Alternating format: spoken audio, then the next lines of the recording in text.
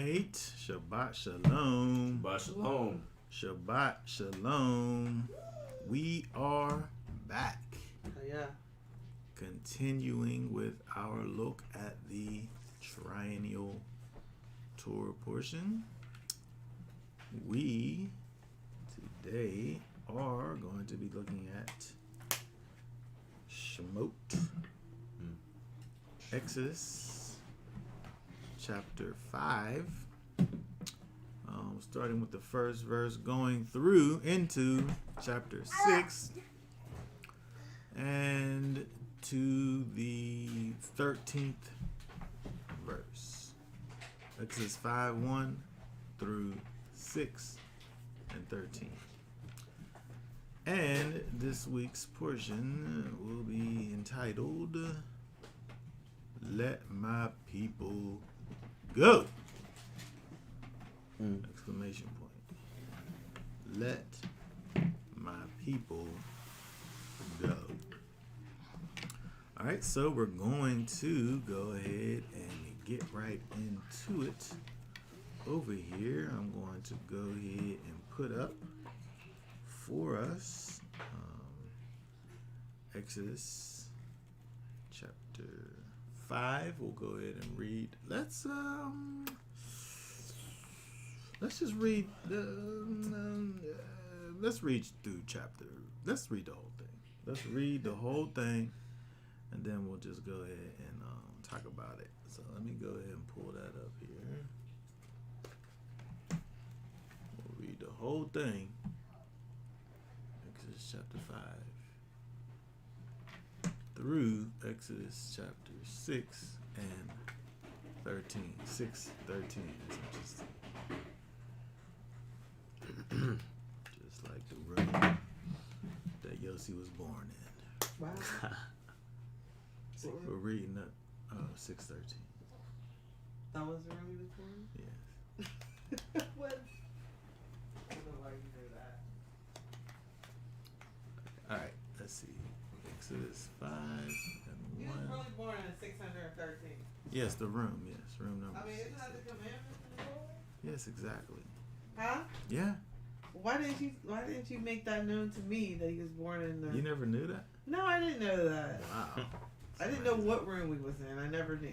We was in room 613. I didn't know what floor he was on either. Interesting. Anywho, let me go ahead and pull that up here for us. Alright, go ahead and read, starting with the first verse right there. And it says, And Yahweh said to Moshe, Now see what I do to Pharaoh, for with a strong hand he is going to let them go. And with a strong hand he is going to drive them out of his land. And Elohim spoke to Moshe and said to him, I am Yahweh, and I appeared to Abraham, to Yitzhak, and to Jacob as El Shaddai.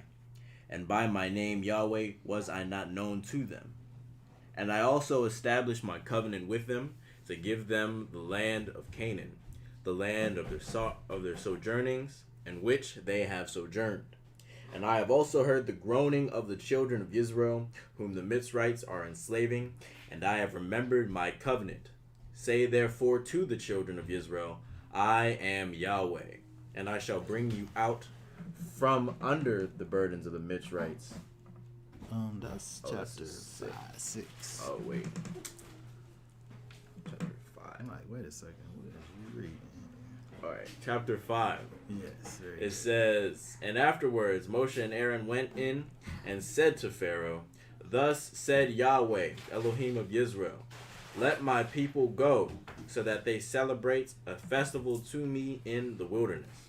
And Pharaoh said, Who is Yahweh, that I should obey his voice to let Israel go? I do not know your Yahweh, nor am I going to let Israel go. And they said, Elohim of the Hebrews has met with us. Please let us go 3 days' journey into the wilderness and slaughter to Yahweh our Elohim, lest he fall upon us with pestilence or with the sword. But the sovereign of Mizraim said to them, Moshe and Aaron, why do you take the people from their work?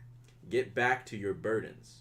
And Pharaoh said, See, the people of the land are many now, and you make them cease from their burdens. And the same day Pharaoh commanded the slave drivers of the people and their foremen, saying, You are no longer to give the people straw to make bricks as before. Let them go and gather straw for themselves, and lay on them the required amount of bricks which they made before. Do not diminish it, for they are idle. That is why they cry out, saying, Let us go and slaughter to our Elohim. Let more work be laid on the men, so that they labor in it, and not pay attention to the words of falsehood. And the slave drivers of the Pharaoh and their foremen went out and spoke to the people, saying, Thus said Pharaoh, I do not give you straw. Go, take straw for yourselves wherever you find it, for your work shall not be diminished. And the people were scattered in all the land of Mitzrayim to gather stubble for straw. And the slave drivers were hurrying them on, saying, Fulfill your actions, your daily matters, as when there was straw. Also the foremen of the children of Israel, whom Pharaoh's slave drivers had set over them, were struck and were asked, Why have you not fulfilled your law in making bricks, both yesterday and today, as before? And the foremen of the children of Israel came and cried out to Pharaoh, saying, Why do you treat your servants this way? There is no straw given to your servants, and they say to us, Make bricks. And see, your servants are struck, but your own people are at fault. But he said, You are idle, you are idle.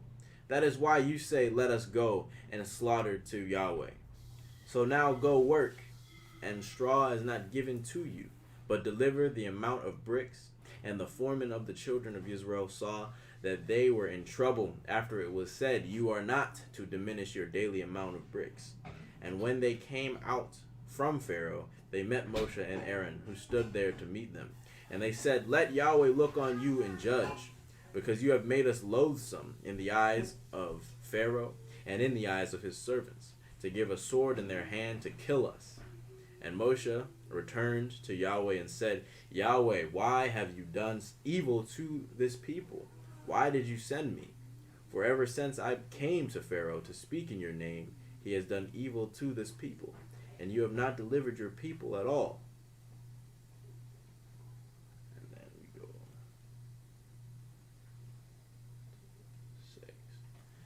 6. Exodus 6, it says, And Yahweh said to Moshe, Now see what I do to Pharaoh. For with a strong hand he is going to let them go, and with a strong hand he is going to drive them out of this land. And Elohim spoke to Moshe and said to them, I am Yahweh, and I appeared to Abraham, to Yitzhak, and to Jacob as El Shaddai. And by my name Yahweh was I not known to them. And I also established my covenant with them to give them the land of Canaan, the land of their sojournings, in which they have sojourned. And I have also heard the groaning of the children of Israel, whom the Mitzrites are enslaving, and I have remembered my covenant. Say therefore to the children of Israel, I am Yahweh, and I shall bring you out from under the burdens of the Mitzrites, and shall deliver you from their enslavings, and shall redeem you with an outstretched arm, and with great judgments, and shall take you as my people, and I shall be your Elohim. And you shall know that I am Yahweh, your Elohim, who was bringing you out from under the burdens of the Mitzrites. And I shall bring you into the land which I swore to give Abraham, to Yitzhak, and to Jacob, to give it to you as an inheritance. I am Yahweh. And Moshe spoke thus to the children of Israel, but they did not listen to Moshe, because of shortness of spirit, and from hard slavery. And Yahweh spoke to Moshe, saying, Go in, speak to Pharaoh, sovereign of Mitzrayim, to let the children of Israel go out of his land. And Moshe spoke before Yahweh, saying, The children of Israel have not listened to me. And why would Pharaoh listen to me? For I am of uncircumcised lips. And Yahweh spoke to Moshe and to Aaron, and gave them a command for the children of Israel and for Pharaoh, sovereign of Mitzrayim, to bring the children of Israel out of the land of Mitzrayim. Okay, very good. All right. Very good. All right, so let's go back. Let us go back to chapter 5. We see that now that Moses has, spoke with the Most High and got his marching orders, he tried to get out of his assignment. And the Most High said, well, if you think that you're not able to speak, I'll give you your brother who can speak. Now go. And we see over here in chapter 5 that they begin, and both Moshe and Aharon go and speak with Pharaoh, saying, it's interesting that they go and say who they are speaking on behalf of. He says, thus said Yahweh Elohim of Israel. I think it's interesting that when speaking to Pharaoh, the ruler of Egypt, that they say to him, the one who is the Elohim of Israel, Yahweh, has something to say to you. Just when you think about it, I guess, from that perspective, he doesn't really have any reason probably to listen to what they have to say, because even in Moshe and Aaron's statement here, they're acknowledging that this is the Elohim, the mighty one of Israel, not Egypt. But we'll talk more about that. But I want to talk about what it is that they say to Pharaoh. We think about the idea of the Exodus, the removal of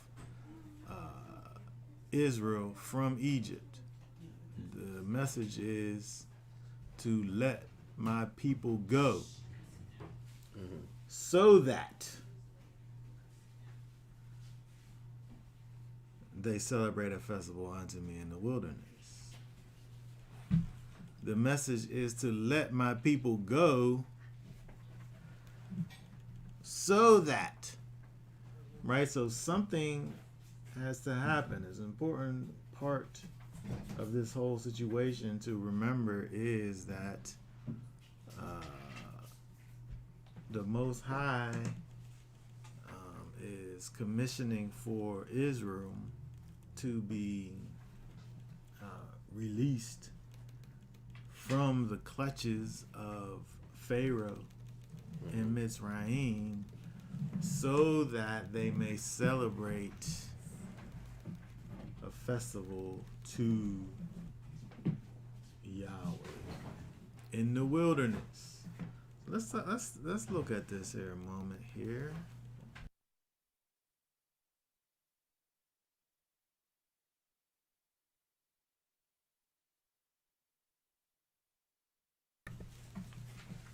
All right, let's see. I don't know what's the problem here with this. That's Moshe.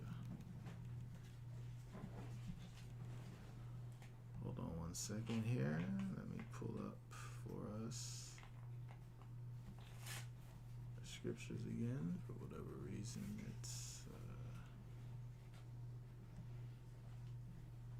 malfunctioning. Screen share. Let's see here.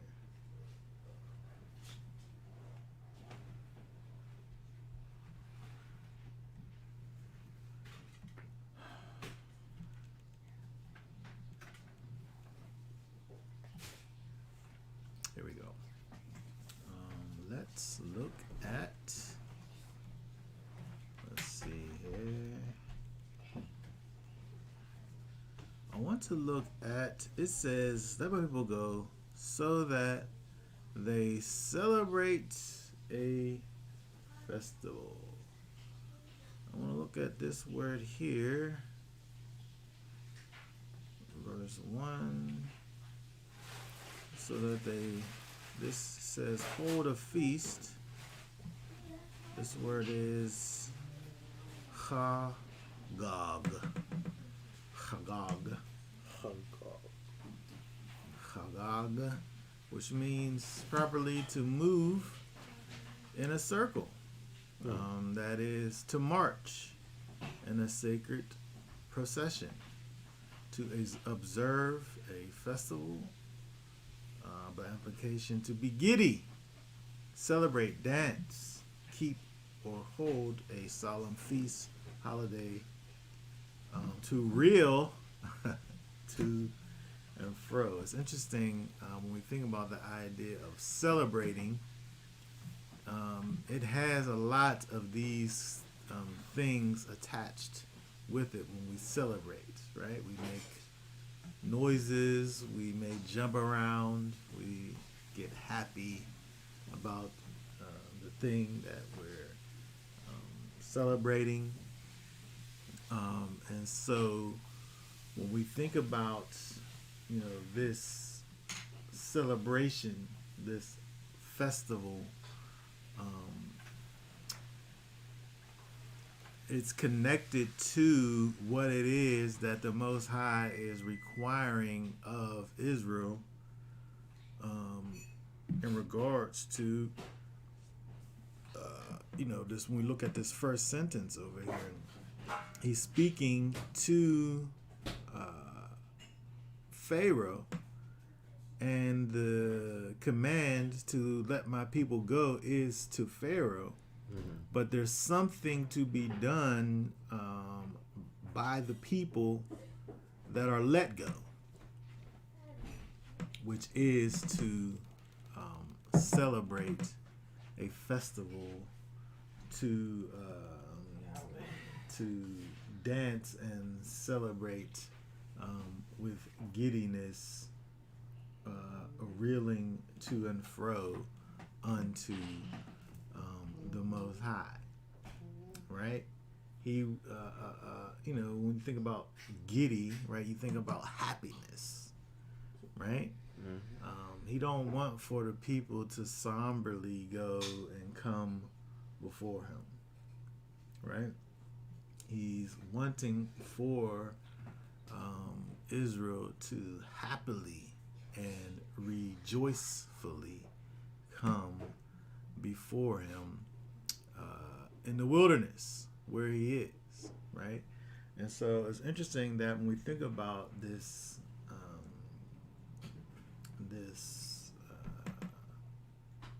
what it is that the Most High is requesting.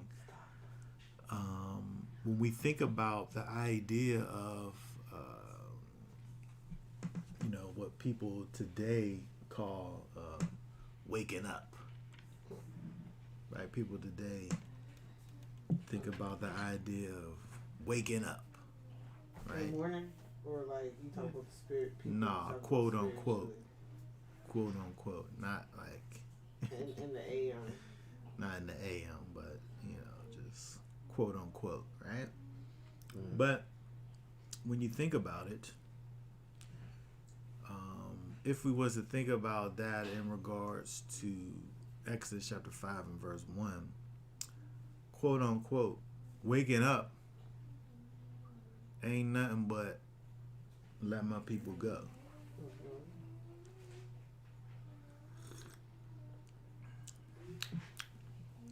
But what about the so that? What about that part? Because as far as I'm concerned, that's the most important part. Right? Because he could have theoretically, he could have let the people go and they could have just been free from Pharaoh.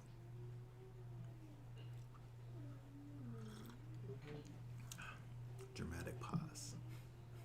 And that was the end. Pause for effect. He could have just let the people go and then that'd be it, right? Right. Yeah. But there was a purpose. There was a design.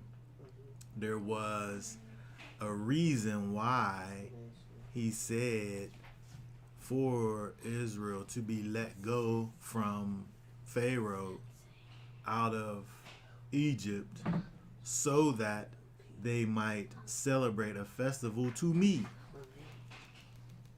There's a so that. There's a so that. And so again, when we think about this idea of waking up, quote unquote, people want to acknowledge the fact that they are the people of the book. And then what? What comes next?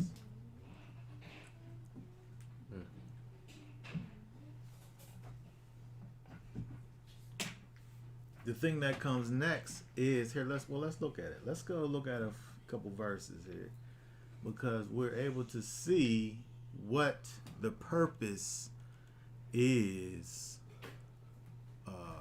The purpose of the Most High for His people, and we can see it in Exodus, right? It was the same thing that He wanted way back then as that He wants even right now. So let's look over here. Let's see. Let's look at some verses that we looked at previously in chapter 3.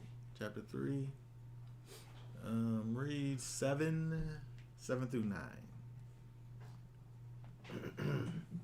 And it says, and Yahweh said, I have indeed seen the oppression of my people who are in Mizraim, and have heard their cry because of their slave drivers. For I know their sorrows, and I have come down to deliver them from the hand of the Mizrites, and to bring them up from that land to a good and spacious land, to a land flowing with milk and honey, to the place of the Canaanites and the Hittites and the Amorites and the Perizzites and the Hivites and the Jebusites. And now see, the cry of the children of Israel has come to me, and I have also seen the oppression with which the Mizrites oppress them. Okay, right here we see let my people go. We see the Most High is going to go in there, deliver Israel from Mizraim, not only so, and put them somewhere. You're going to take them out of Egypt and bring them up to somewhere. But that's just part of the plan.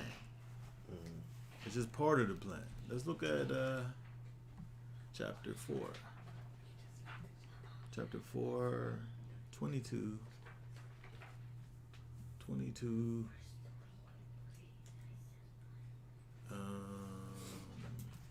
23. 22, 23. It says that you shall say to Pharaoh, thus said Yahweh, Israel is my son, my firstborn. So I say to you, let my son go to serve me. But if you refuse to let him go, see, I am killing your son, your firstborn. Okay, so now we see the whole plan. We get back to the whole plan. We get delivered from Egypt so that we can serve Yahweh.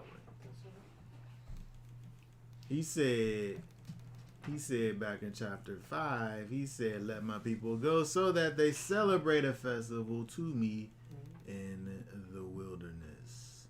He wants for his people to leave from Egypt, to understand. He said, he told them they need to understand who they are. He did say it. Israel is my son, my firstborn. There's something about you that's special. Therefore, you're supposed to be serving me. There's a therefore. Right? There's something else other than quote unquote waking up. We need to understand this part. We need to understand this part because there is a service situation that needs to take place. Like, who cares if you wake up?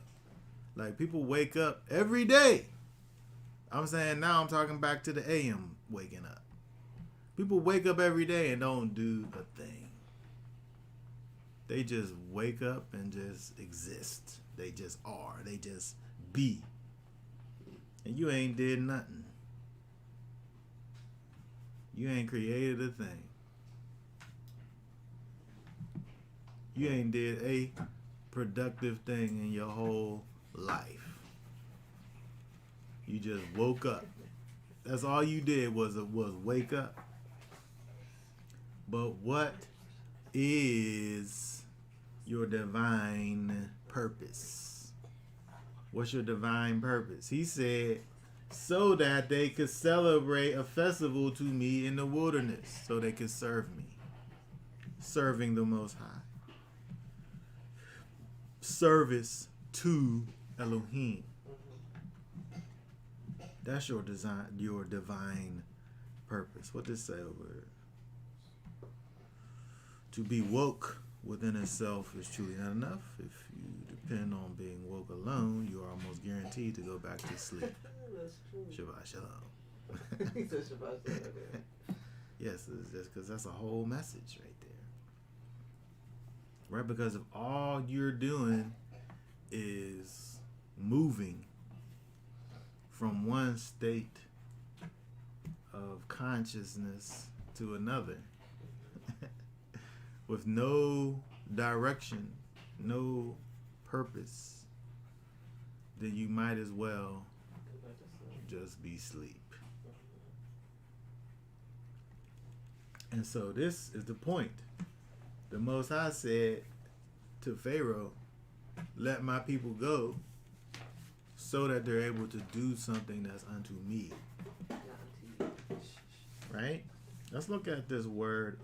Let's look at, when we look at 4:23. Let's look at this word here.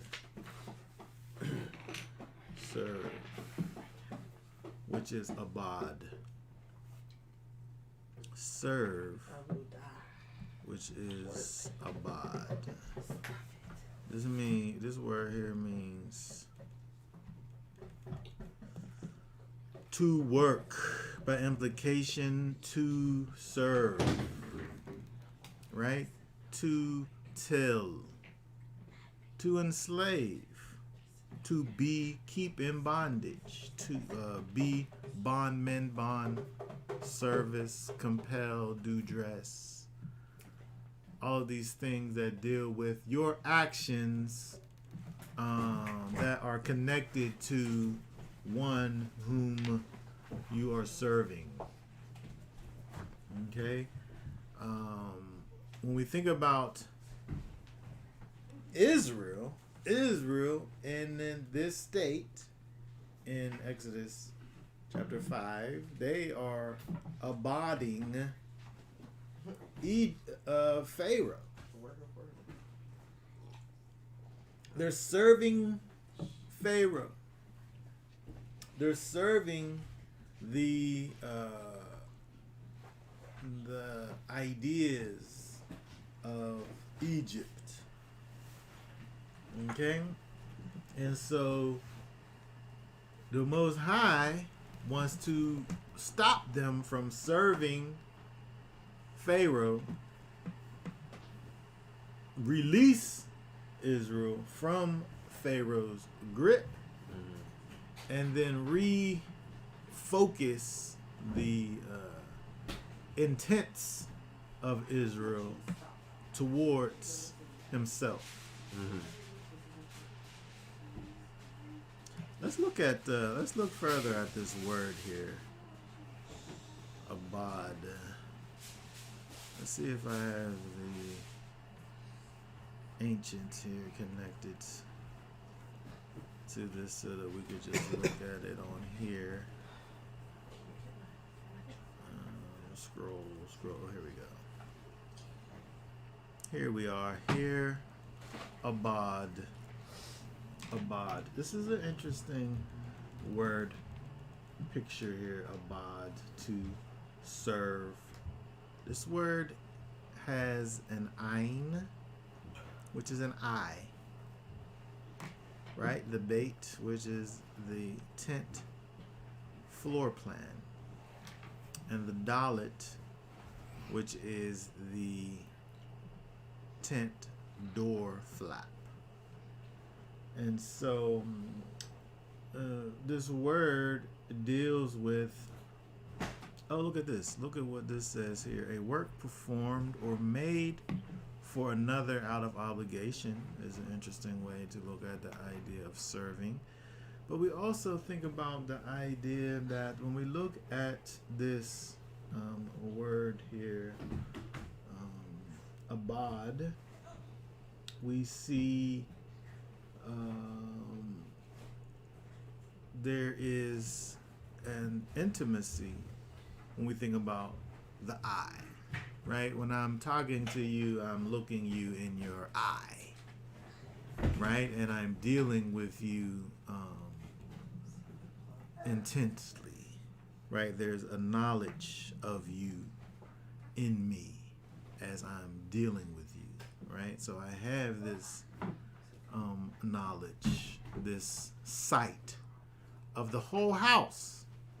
I have the knowledge of this whole house, right? The whole plan of the house, the ins and the outs of it, right? The knowledge, the ein, of the whole house, the bait, and the ins and outs, the dalet of it.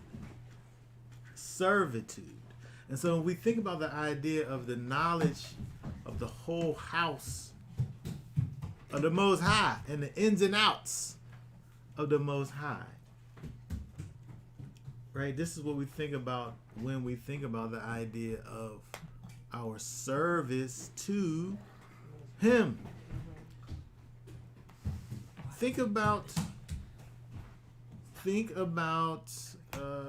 a servant, right? Think about a servant and his task, his job in the house. He knows and understands the ins and the outs of the house. The servant knows and understands the ins and the outs, the movements, all the movements in the house. Right? We see that in this word here for servant, abad. Right? And so let's look at a verse here. Let's look at a verse here in Romans. Because when we think about the idea of knowing, having an intimate relationship with the ins and the outs of the house, this is a perfect example over here. If we look at Romans chapter 6, Romans chapter 6, read 15 and 16. It says, "What then? Shall we sin because we are not under Torah, but under favor? Let it not be. Do you not know that to whom you present yourselves servants for obedience, you are servants of the one whom you obey, whether of sin to death or of obedience to righteousness?" He said, "You're servants of the one whom you obey." The Most High saying, right now you obeying Pharaoh. You're his servant. But I want for you to obey me and be my servant. Stop obeying Pharaoh. Start obeying Yahweh. It's interesting when we look at verse 1 in verse 5. He says he's the Elohim of Israel. And this is interesting because the idea of Israel having an Elohim whom they're not able to serve doesn't quite make any sense. Right? But here, when we see this being spoken, it's the Most High pronouncing the purpose of and the destiny of Israel. Because he's not currently operating as the Elohim of Israel currently. Their Elohim is really Pharaoh.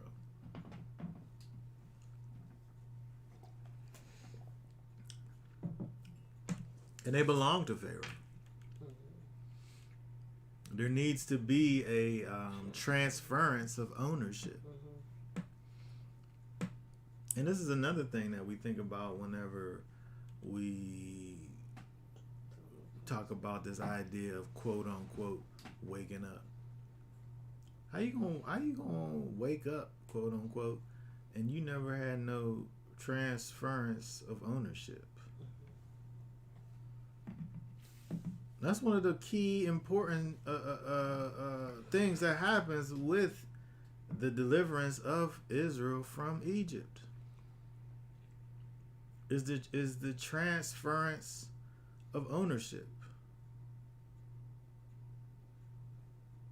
You can't just wake up in the middle of the night and say, I don't no longer belong to my master anymore. I mean, you could say it, but it's not going to be true. Until you become delivered from your old master and rescued and reconciled back to your new master. Right? He said, let my people go so that they may celebrate a festival to me, so they could serve me, so they could be servants of me, so that they can know the ins and outs of my whole house, so they could serve me.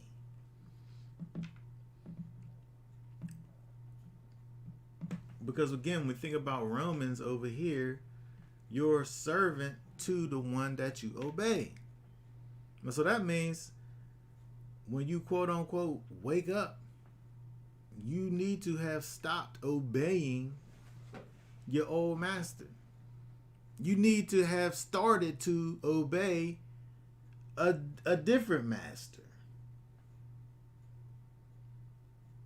You're servants of the one whom you obey, whether you obey sin unto death, or whether you are of obedience to righteousness.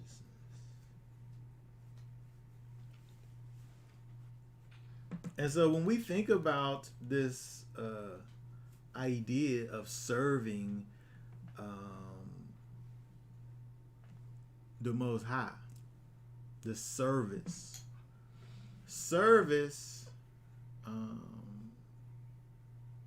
the way we serve the Most High, the way he tells Israel later down the line, the way that his people serve him is through worship. It's through sacrifice. It's through praise. It's through adoration unto him. He shows his people this later on, right? When he actually becomes the people's Elohim later, right? He shows his people how he wants for his people to serve him, right? He has to reteach them because the only way they know how to serve him is by making golden calves. The way they used to do it back in Egypt, right? And so they have to learn how to be in subjection to the Almighty Yahweh. Now, to be a servant, it doesn't equal worship. But a servant will worship.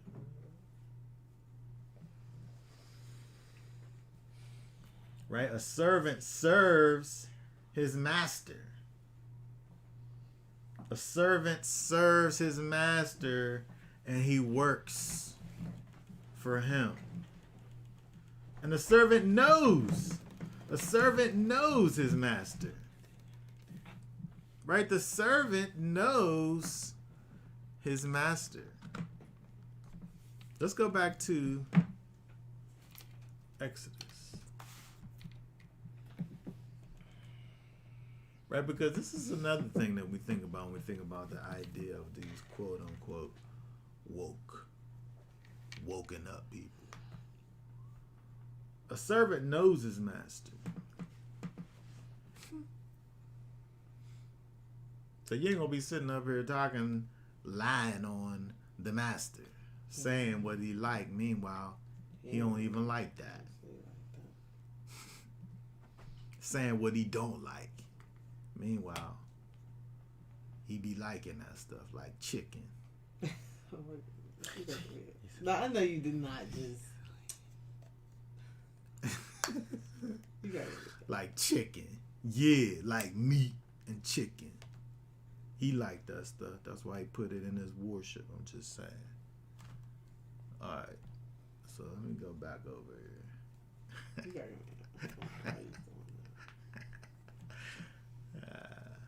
Look what Pharaoh said. Pharaoh said, read verse 2 again. And Pharaoh said, "Who is Yahweh, He don't even know.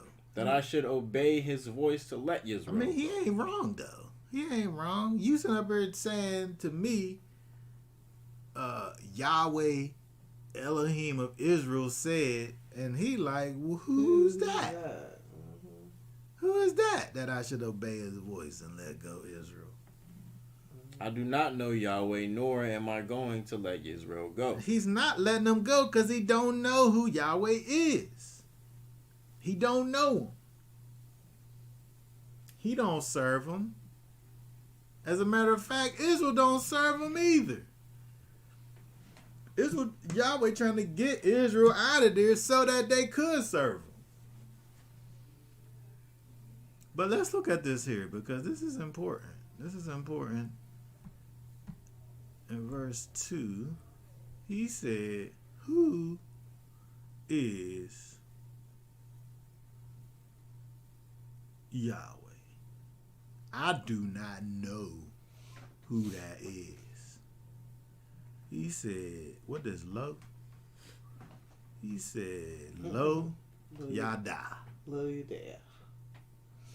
I don't know who that is. Love you there. Yada means to know. To know. Right? A servant knows. But he's not a servant. He don't know. He don't know. Right? It says to know. To ascertain by seeing. Remember we talked about the idea of a servant. The servant starts with the ayn, which is the eye that sees, right? A servant knows. To know, to ascertain by seeing. That's what this word yada even means. Right? So there's seeing involved in it. There's knowing involved. It's interesting that the yod, this is so interesting. This is so interesting. It's interesting that the yod is the arm and the hand, right? Here, let's see if we can see what the pictures look like. Let's go down. Because the servant knows. Abad is to serve, and Abad, the servant, knows. He knows the whole plan of the house. He knows the ins and outs of the house. He does all the work the servant does in the house. Well, let's see a correlation between Abad and Yada. There's a correlation, even they're total separate words. Look over there. Wow. If I can get there. Yada. Hold on, let's see if we can see all three letters. Yada. see here. Here we go. Yada. Okay, so Yada is the yod, which is the arm and the hand. Right, but the connection is that when we look at Yada, right, we have the work. The work is done with the arm and the hand. Right? If you working, I don't care what you doing. I don't know what kind of work you doing, but there's a hand and an arm involved in it. Nobody's just doing some metaphysical work. You do the work with the arm and the hand. Right? And so when we think about Abad, the servant, who knows the ins and outs of the house, there's also that knowledge that's there, right? Which is this Yada. And so this Yada word over here, Pharaoh,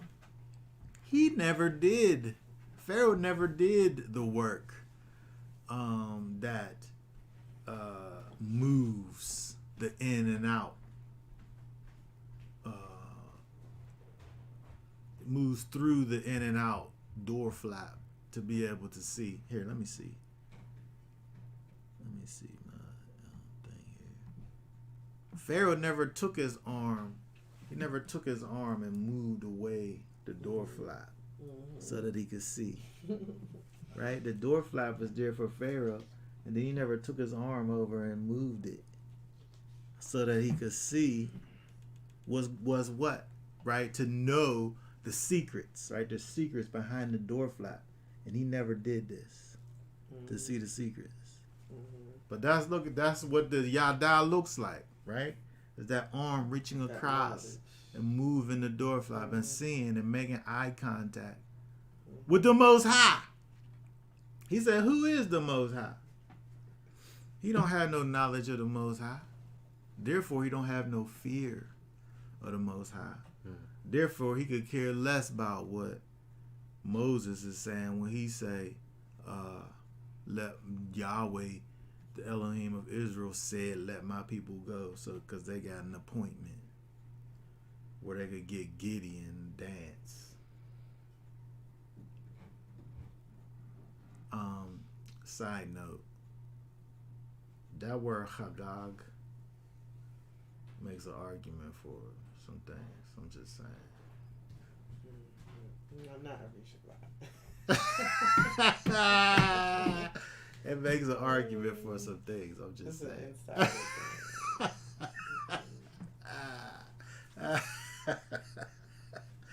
But Pharaoh, he don't know Yahweh. He don't know him. So he's not gonna do it. Right? So he ain't gonna do it.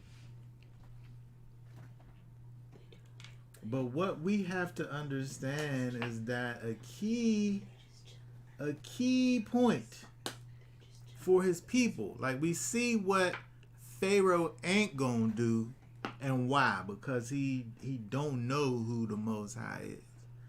But we have to understand that a key component to our knowing of the Most High is when we look at those things that are covered and that he reveals to us when we move back the door flap and look, our service to him and our worship of him is a key component to being connected to him. If we know who the Most High is, we should be giddy and happy about the things that he has done for us, about the place that he took us from and that he brought us to.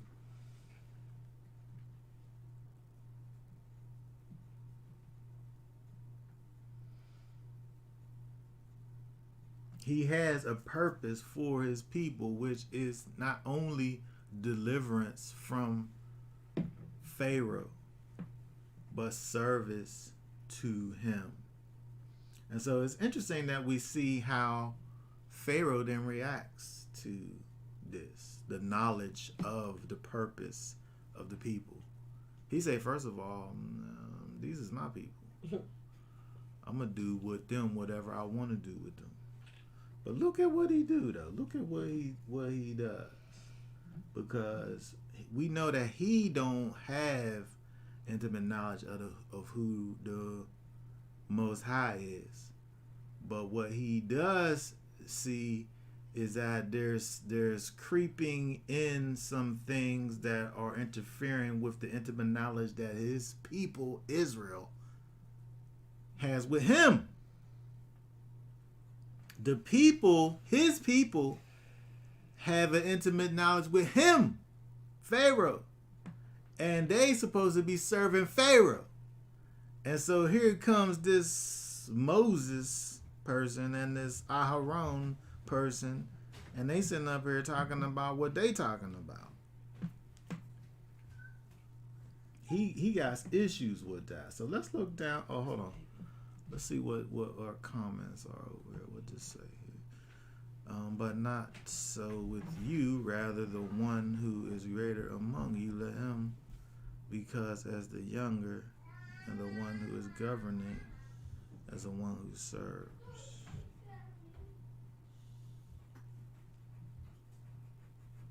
And 27. For who is greater, one who sits at the table or one who serves? Isn't it he that sits at the table? But I am among you as one who serves.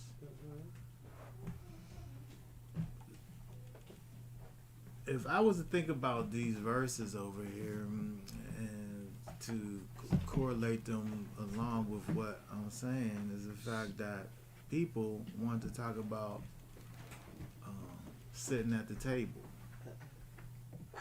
But I think that people need to talk about service. Work. All right. You can sit at the table, right? But are you really participating in the things, right? The thing that Messiah came and did was serve.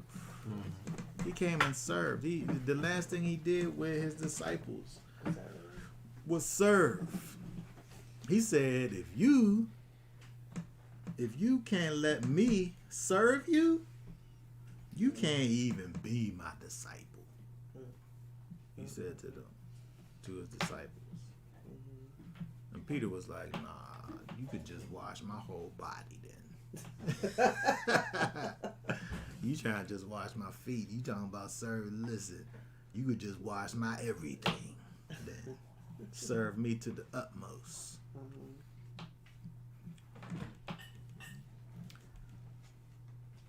And so service is key. But let's look at it in the context of Exodus, right? Because Pharaoh's like, yeah, you ain't here to serve nobody but me.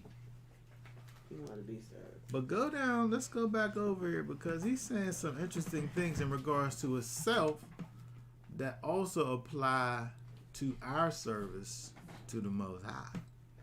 Interestingly enough. So let's look at this real quickly. Let's see this. This is very interesting. Here, hold on 1 second.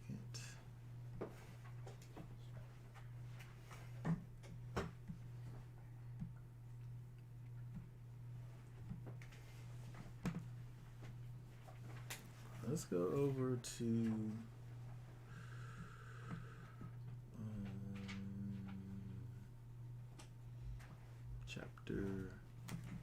back to chapter 5 and read 6 through 8.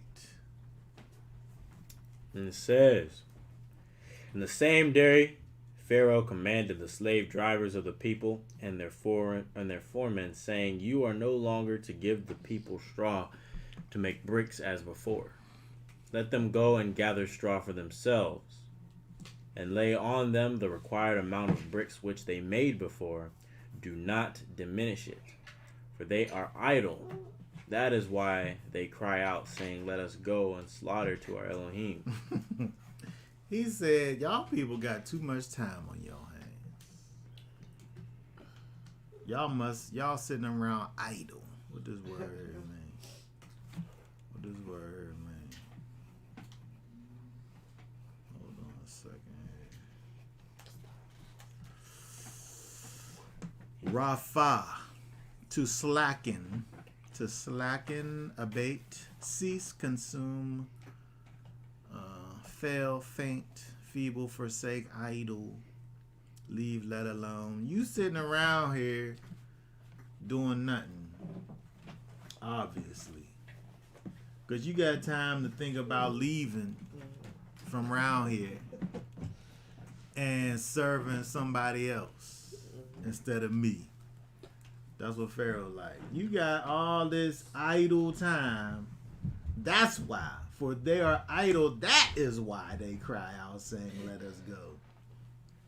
Because you idle. But I'm saying that the same thing, it could be true in regards to the Most High. This is universal facts that he talking about.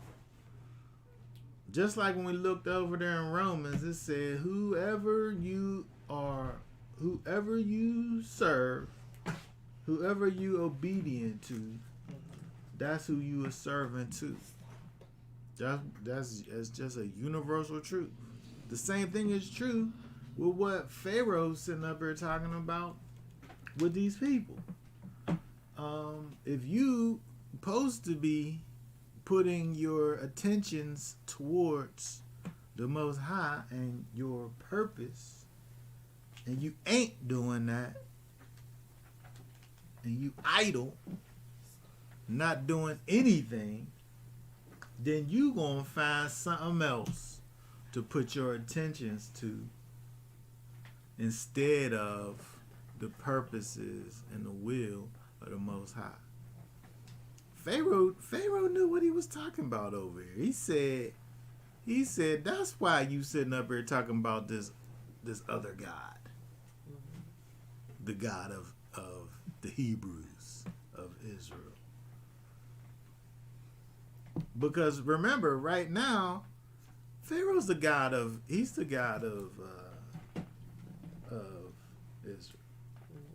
He's the mighty one. You telling them what to do? He tell them what to do, and they do it. Not only do he tell them what to do, but they do it too.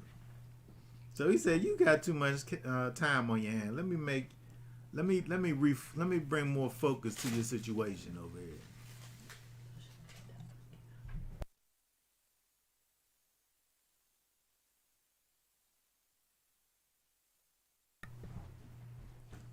And so Pharaoh sitting up here talking about these things in regards to himself because he don't have knowledge of the Most High.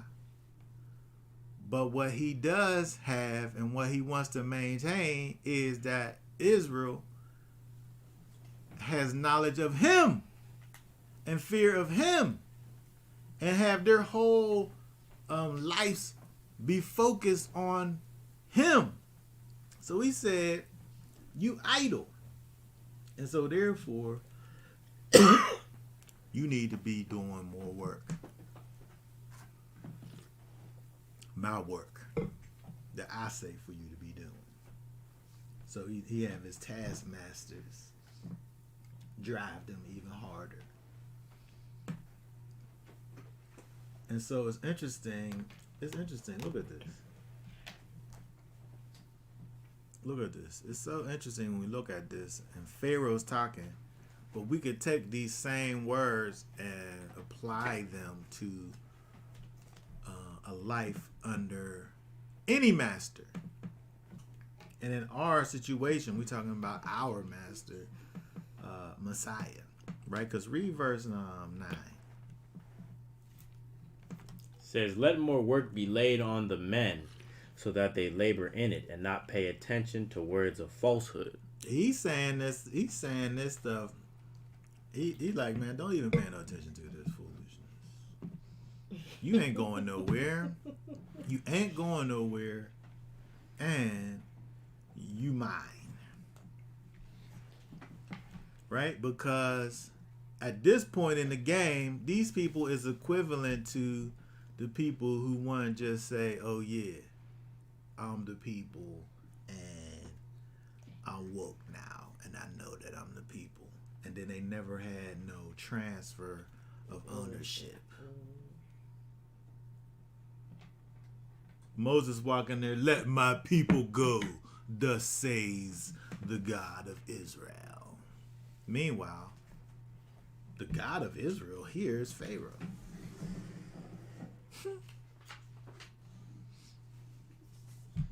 And so what's the difference between somebody walking up to you and saying, do you know who you are? No, you Israel. I am. Okay, good. Let me start keeping the Sabbath, and let me start reading the Bible, and let me start doing these holy things. But you never in your life had a transference of ownership. There had to be a transfer of ownership in the situation for it to be completed. And until that happened, them people belonged to Pharaoh. And he was right to say, oh, y'all got too much time on your hands. Let me give you something to do here.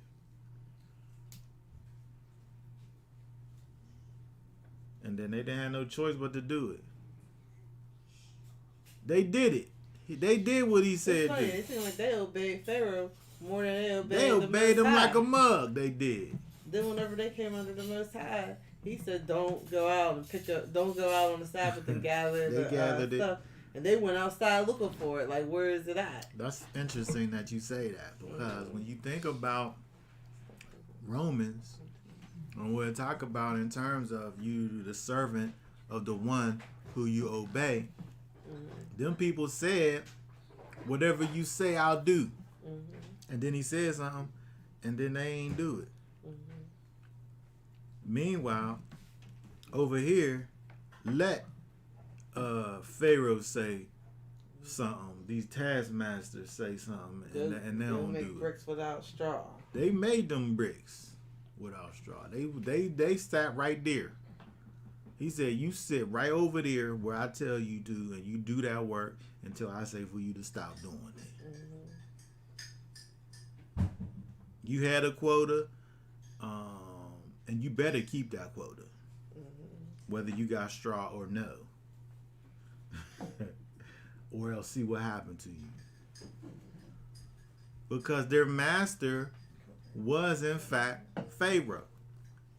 Until it came to that time of the transfer of ownership. And so when we think about this whole situation over here, we have to understand that we, first of all, again, looking at the things that's Pharaoh saying and thinking about it from the perspective of our master, who is the Most High. When you're idle, when you have distractions, right? Because Pharaoh was like, you got all this time, you being distracted from what I want for you to be doing.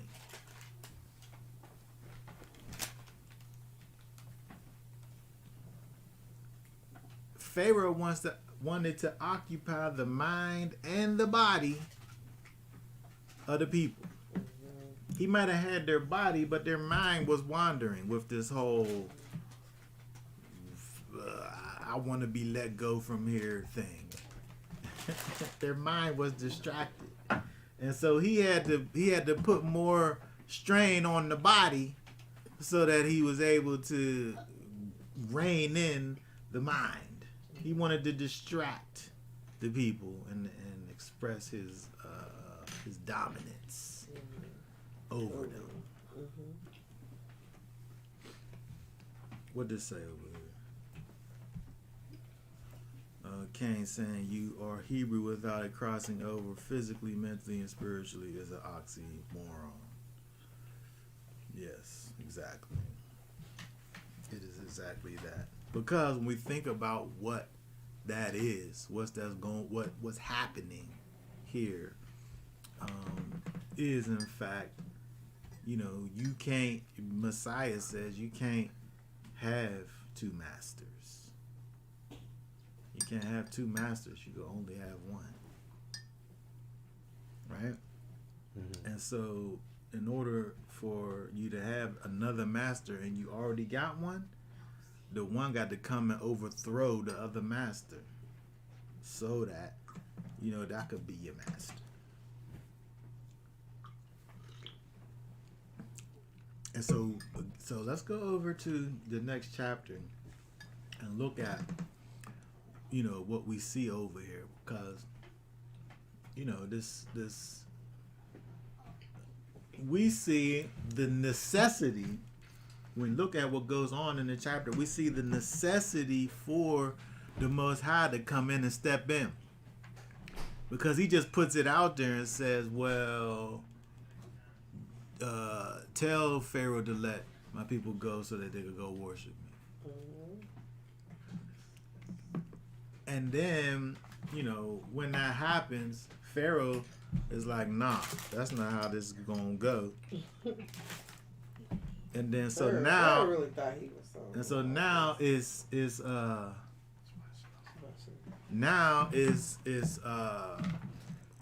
the Most High's turn to go and start this whole back and forth thing that's going to happen. He told Moshe, Pharaoh ain't going to just roll over, right? His heart is hard, and this is going to be a situation. And so this is Pharaoh's way of manifesting his power and control over the situation, right? This is how he expresses his dominance. Oh, you got all this idle time to sit around and think about being rescued and all that? Here, just do some of this work I got for you. There's some more work for you. Because you got too much idle time. Because idle time is the devil's playground. All right? And so it's interesting when we go over here to chapter 6 in Exodus, when we think about the way in which the Most High, because when we see in chapter 5 and we talk about it here, when we look at Pharaoh's response, we see that he may have their bodies. Oh my goodness, are you really going to say it? He may have their bodies, but their mind is drifting. Right? Their mind is drifting, right? And so when we look over in chapter 6, it's interesting the way that the Most High, when he speaks to Moshe in regards to the way in which he's going to redeem the people, that he speaks of it in a way that deals with the whole of the individual, which is his mind and his body and his spirit.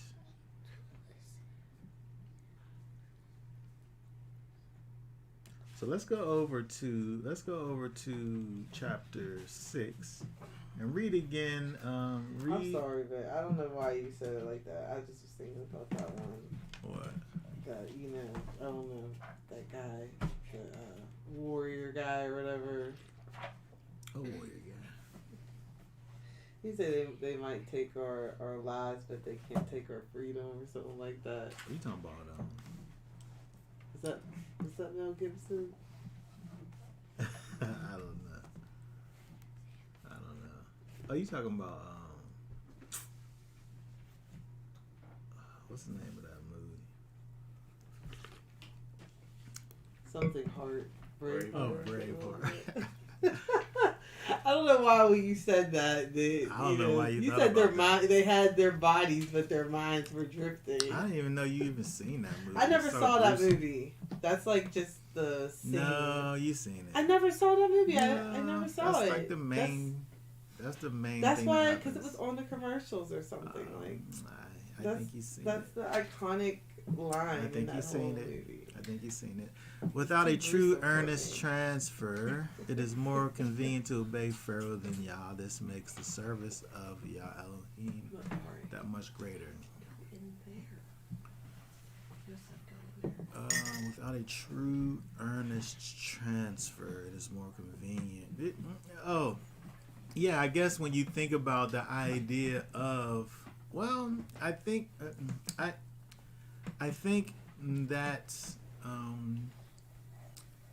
when we think about the idea of serving the Most High, it definitely has to be that complete service of the Most High and who He is, right? And so, people, unfortunately, have this connection with that which is familiar, right? The things that you're used to doing, and also when you think about the picture of Pharaoh in Egypt, you're dealing with something that's physically there, that you're able to look over there and physically see. And so, yeah, when we think about the Most High being creator of everything, right? But He is, Elohim is spirit, right? And those that worship Him must worship Him in spirit and truth, right? And so, but Pharaoh, carnality, the flesh, the things of this world, these are all things that we could see and taste and touch and smell and hear, right? Things that we're able to interact with from a physical standpoint. And so it's always going to be easier, quote unquote, easier to do that thing. But the Most High wants for us to understand what we really are. Again, we get back to this purpose, this divine purpose that we have. At our essence, we are these spiritual beings inside of this physical body, right? And so we have to at some point connect with the thing that the one who we were created in the image of, which is the spirit, the Most High. And so it's interesting when we look over at Exodus chapter 6 and verses 6 and 7, where again we see that the Most High is saying to the people through Moses that he wants to do a thing for the people that will free them up from their former master. Read again 5, 6, and 7. And it says, "And I also have heard the groaning of the children of Israel, whom the Mitzrites are enslaving, and I have remembered my covenant. Say therefore to the children of Israel, I am Yahweh, and I shall bring you All right, out." hold on a second. verse 5, he said, I have remembered my covenant. The Most High, at this time, he did never make no covenant with this people. He made a covenant with Abraham. Right? And then we see that he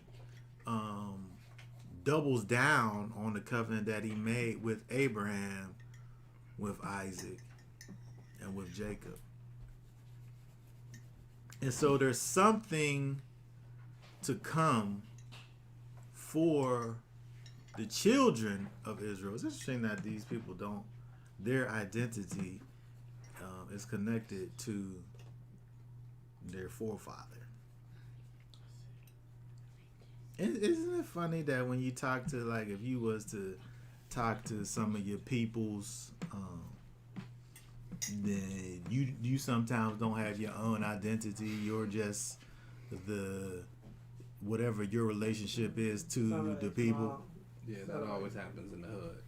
Yeah, your dad, you know what I'm saying? Yeah. And you don't got your own identity. Like, I'm me, like. But you gonna be what's the name Little of those so sons? so. Little so and so. What's the name of them sons? Yeah. Ain't what's the name of your daddy? Ain't so and so your mommy? And so Israel is the children of Israel. Right? And so the Most High remembers the covenant that he made with Abraham. And so therefore, to the children of Israel, he said, what did he say in verse 6? He said, therefore to the children of Israel, I am Yahweh, and I shall bring you out from under. He's going to do a few things over here. The Most High is going to be doing a few things for Israel. He's not going to just have them be let go from Pharaoh. He's not going to have the people just be let go and move out of Egypt. He's going to do a few things, a couple things. What are you going to do? And I shall bring you out from under the burdens of the Mitzrites. First thing he's going to do is bring you out from under the burdens of the Mitzrites. That's the first thing he's going to do. Like, these people got this hold on the children of Israel. A hold on them. Right? There is a literal hold on the people. And so when we think about this hold, we look at chapter 6 and verse 4. We talk about this situation every Passover. Aspects of redemption. These are the aspects of redemption. Pharaoh understood this, by the way, because because he knew that he had a physical grip on the people. But they had so much extra time on their hands that their mind was drifting, and they thought for some reason that they had some other god besides him, or that there was one that they could actually go away from. There was some other place where they could be, and some other god whom they could serve. And he said, "No, y'all didn't." Right, because he understood the idea that he couldn't just be holding the people. Right, he couldn't just have a physical control of the people. He also had to have their minds. And so when we look at this word over here, yatsah, to go, to bring out, to bear out, begotten, break out, bring forth. When we think about this word, yatsah, it's interesting that, here, let's go down here to the ancient of this word here, yatsah, to bring out. Because we want to say that this word yatsah deals with the physical the way that the Most High will physically deal with his people. The physical redemption. Right, from a physical standpoint. Because they're under these burdens. Like, they got to sit up here and do this work. Right, they got to sit up here and make these bricks. You know, with or without the, wow, there's a lot of, oh, here we go. There we go. Let's see here. Yatsah. Oh, here. I know you make one. I don't like This, I mean. Oh, here we go. Okay, Yatsah in the ancient from a the word pictures here is to issue, right? Concretely to excrement. Oh, that's disgusting. And issuing out of one place to another. Right? When you think about this is, I mean, it's pretty graphic, but when you think about the idea of excrements, it has a location where it abides, and it has to physically move from one place to another, where it abides in a whole other place. You can't excrement in your mind. You can think about doing that, but it's not going to do anything. You have to physically have a movement. And so when we think about the fact that the Most High said that I will bring you out, I'm going to physically take you from this place and put you over in this place. I'm not going to just talk about doing it. I'm not just going to wish that it had been done. I'm not going to long after it being done. I'm going to do it. I'm going to take you from here to there. I'm going to move you. And so, oh my goodness, that was so explicit. That was so explicit. And so when we think about what the Most High said he was going to do, he said he was going to physically redeem his people. He was going to physically do it. He was going to yatsah them. Right? And so that's one aspect of the redemption that the Most High said that he was going to do. Understanding that there was more than just the one. Even Pharaoh knew that. At least Pharaoh even knew that there was two ways that he had to control the people. He had to control her mind and her body. He at least knew that. Mm-hmm. Right? And so what else did the Most High say? He said, I'm going to bring them out, and what he said he going to do. In verse 6. Verse 6. Oh, hold on. Let me bring that back up again.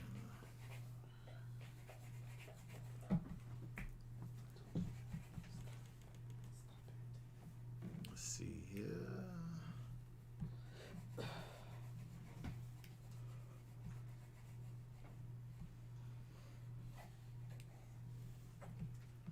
He said he gonna bring you out. Then what he said he gonna do? And shall deliver you from their enslaving. He said he gonna bring you out. Now you could look at this and think it's the same thing. He will bring you out from the burdens, and then deliver you from their enslaving.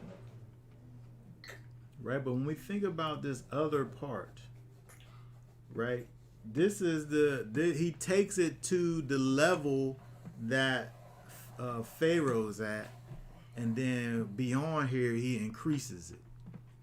Right, he took it to Pharaoh's level with the physical, and then with here the mental. When he rids you of your bondage, not Saul. Right, and then here he matches Pharaoh, because this was Pharaoh's issue. He's like, I physically got you, but your mind is drifting. So let me take up more of your time so that your mind can drift. It's even a physical way to deal with you mentally. You got too much time on your hands. You don't have enough. You're not exerting yourself enough physically, and so therefore you got time to think about things. Right? He's dealing with them. He's hitting their mentals by way of distraction with the physical. Right? But again, the Most High is like he's meeting him here, understanding that he has to both get you with the physical and the mental, not Saul, right? And so the mental part is this this connection, right, under the burdens of the Mitzrites, the burden, right? You already talking about bringing them out. Deliver you from their enslaving. The burdens is the actual thing that you're doing, but delivering you from their enslaving, this mental part is this connection in your mind. Like, I can't do nothing without this person, right? When you think about how the people in early American history that was set free and then was going back because they didn't even know what to do. Like, they didn't even know how to be free, right? Because they was never free before. Well, they couldn't survive. They had nothing. It's like, okay, you can go. It's like, yeah, all of the above, right? You didn't have what you needed for freedom, and if you did have it, you didn't understand how to even work it out. And so there was this mind thing, this mental thing that where you were mentally enslaved in your mind. And this is a huge part when we think about the idea of redemption, a thing that Messiah provides for us, the redemption of our mind. But if people sit up here and say that, that they woke up, quote unquote, but their mind be in chains though. mm-hmm. And so they thinking that they have been freed from something. Meanwhile, in their mind, they're still slaves. Or they're woke in their, so-called spiritually, but physically still in bondage. That's what happens. Like, literally, here we are serving the Most High, but we're still in the land of our captivity. Right. So there's aspects of our redemption that are, our total redemption. This is how we're able to know, in terms of being completely redeemed, we know that there's more for the Messiah to have done.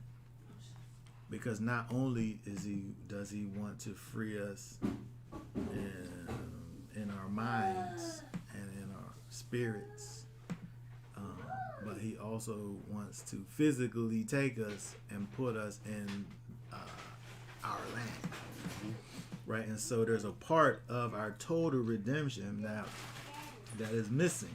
But when we look at Exodus chapter 6 and 7, what it is that the Most High was doing for Israel at that time was moving the people. So he was taking them from one place to another. He was freeing them from a physical standpoint. He was freeing them from a physical and mental standpoint, from this word Yatsah and not Saul. And also, hold on. What does it say here? Harriet Tubman said, "I freed many slaves, but would have freed many more if they knew that they were slaves."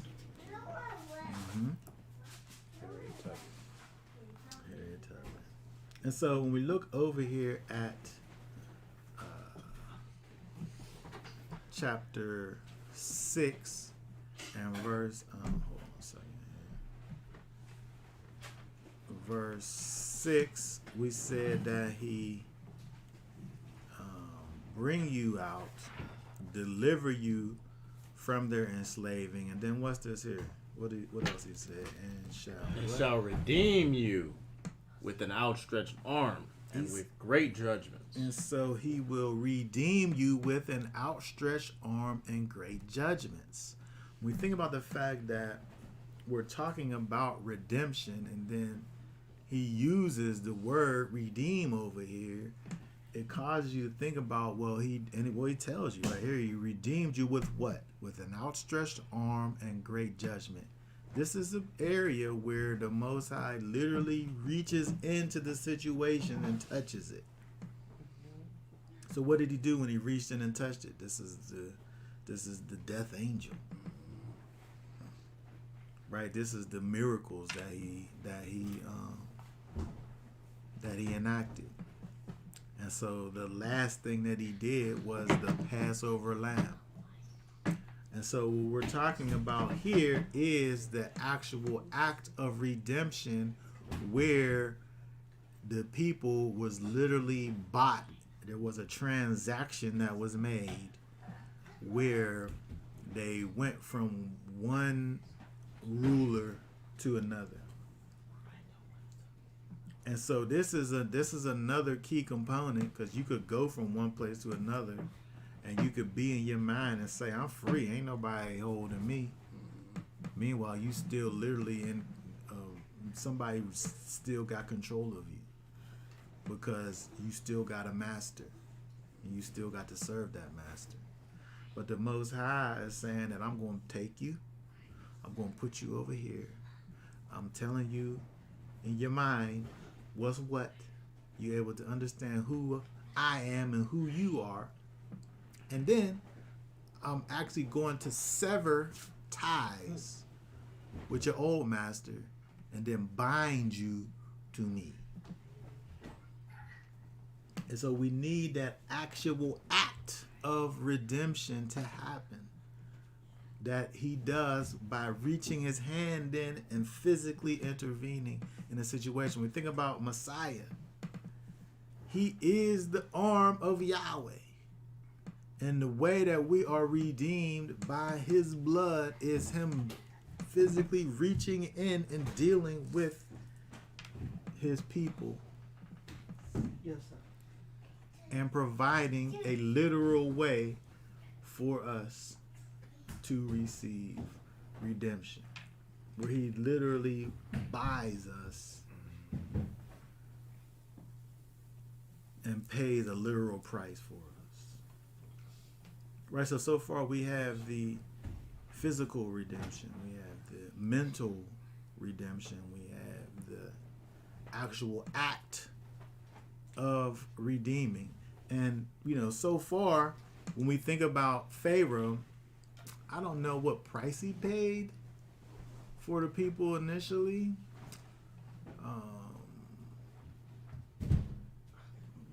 But he literally was the owner of these people. He told them what to do and they did it. Even if they was grandfathered in. We talked about it was systemic. Like they were so strong, how could they be brought down so low without there being some kind of system of bringing them down? There was in fact a system that was in place that caused Israel to just be what they was, which was owned by Pharaoh, right? And so up to this point, we see that the Most High deals with those three things over here. But then when we look over at verse 7, and then what does verse 7 say? Verse 7 says, and you shall take you. Let me read this. It says, and shall deliver you from their enslaving, and shall redeem you with an outstretched arm, and with great judgments, and shall take you as my people, and I shall be your Elohim. And you shall know that I am Yahweh, your Elohim, who is bringing you out from under the burdens of the Mitzrayim. Okay, so that last thing he's going to do is take you as my people. He's going to take you as my people. And this is the spiritual aspect. Just the part that Pharaoh don't have. He don't have nothing about this. This is the Most High goes over and above. And so when we think about the idea of this taking, this is the connection that we think about in the first Exodus chapter 5 when he says, I am the Elohim of Israel. Except he really wasn't the Elohim of Israel because they weren't his people. But what he's going to do is actually make the children of Israel be the people of Yahweh. He's going to be connected to these people from a spiritual perspective. He's going to literally join himself to the people. We see that he remembers his covenant that he made, but the covenant that he made didn't make with his people yet. He made them with Abraham, right? He remembers the covenant that he made, but he's going to act on that covenant later. But the beginning steps of that is to actually join himself to Israel and allow for them to have this spiritual connection with him. Something that's missing, right? He's saying he's going to do it. If he's going to do it, it hasn't been done yet, right? And so all of these things are what it is that Israel needs and what they haven't experienced as of yet when we look at this over here. And so when we think about this from a spiritual perspective, thinking about, how we deal with this in these days and times, our people are this people. Our people are enslaved by sin. Our people are enslaved by Pharaoh, by carnality, by the flesh, right? And we need redeemed spiritually. We need true redemption. And so the thing that Messiah provides for us is for us to be, he said in John 8:36, if the Son makes you free, you'll be free indeed. And so what we understand is that what Messiah offers for us, he's offered the actual redemption, which he was the price that's paid through his blood. Mm-hmm. He offers spiritual connection to the Father, redemption from a spiritual perspective. He offers that mental freedom, understanding that we are in fact the people of the Most High, and we live our lives accordingly with a hope and promise of a physical redemption when we're taken away from this place back to the total fulfillment of the new covenant. He said he's going to come and put his laws in our hearts, and he's going to take us to that land. So we're in the land of our captivity right now, but we're able to be joined with the Most High through his Son from a spiritual perspective, and gives us that hope of the total fulfillment of the new covenant and taking us over into the physical land and being and dwelling with the Most High physically.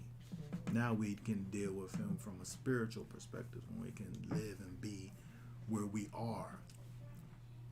But the total fulfillment, of course, is just like what we see he said he was going to do with this over here, where he literally took the people and put them in a place, a land, where they was able to worship and serve him freely. And so it's interesting when we look at this chapter here, 5 and 6, where we see what the Most High said he was going to do, and how relevant it is for us even right now, and how important it is for us to be able to understand this whole situation, where it's more than just some information that someone tells you and some quote unquote mental freedom, right? Or some quote unquote wokeness because of this thing, that some information that someone has shared with you.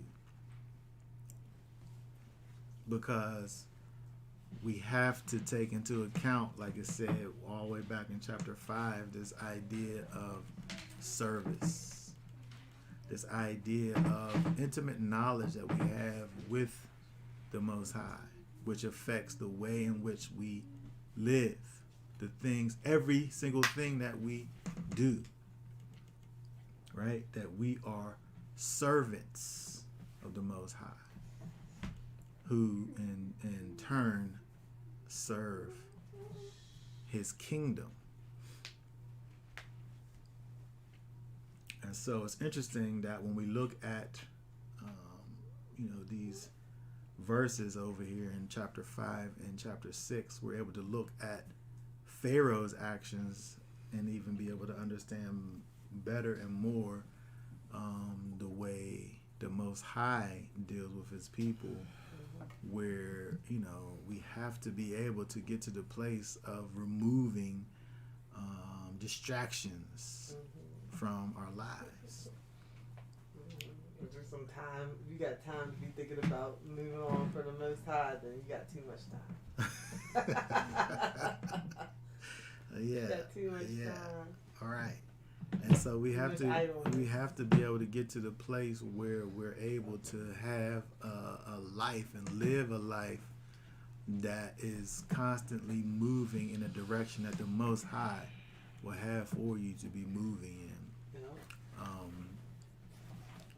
And we can't always look at, just as we look and see with the way that Moses responds to this situation. He's looking at, like, you sitting up here sending me over to do this thing, and then their situation is getting worse.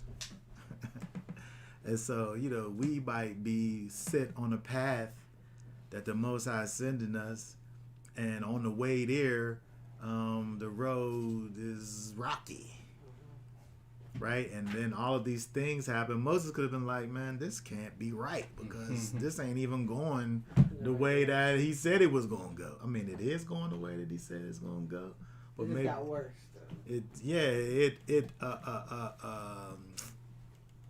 For all intents and purposes, got worse. And then the people that you trying to free getting mad at you. That's what happened. We sitting up here doing this work already, and then you come, and it's worse now.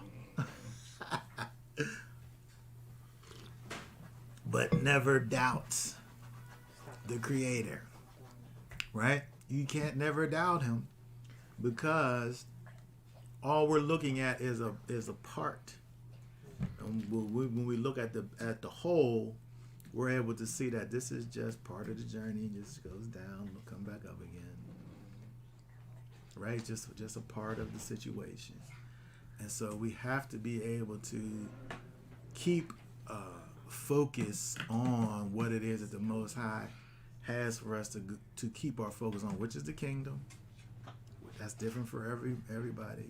Your part in the kingdom is different than mine, but we got to have that kingdom focus. And Moses, he kept the kingdom focus. He got tripped up a little bit, but he keeps going. He comes back again, even though Pharaoh was like, nah, we ain't doing this. Even though he said, oh, these people going to work harder. You're going to make their situation worse than what it was from before. But he comes back again. where the Pharaoh could have like made it worse again, theoretically, right? Mm-hmm. But he didn't allow for what he was able to physically see determine the way that he was going to move, because the Most High told him what was going to happen, and he just had to stick to the plan. And so, that's what we have to be about, regardless of what our today situation may reveal to us. We have to be able to think about tomorrow, because the Most High calls for us again to be thinking about the kingdom, right? And the kingdom, if the kingdom ain't tomorrow, I don't know what it is, right? All right, so let's see. Does anybody have any last questions, comments before we go ahead and be done for this right now? Well, I just would say that Pharaoh had an understanding of what it meant to be a god, be Elohim. He had an understanding of what it meant for people to serve him. And, that's why it's just, you could see that whole, that he had an understanding of what it meant to transfer these people out of his authority. Yeah.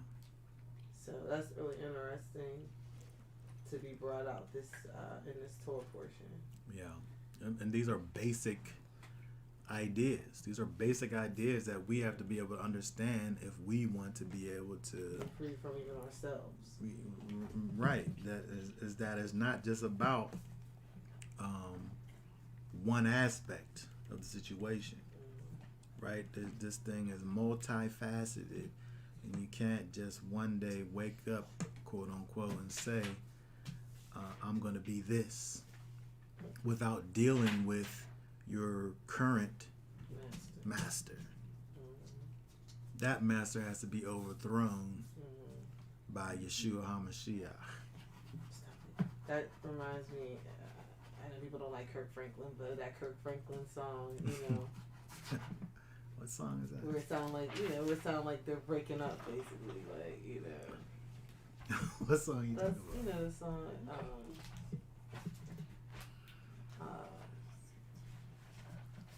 what was it? I can't remember what it was.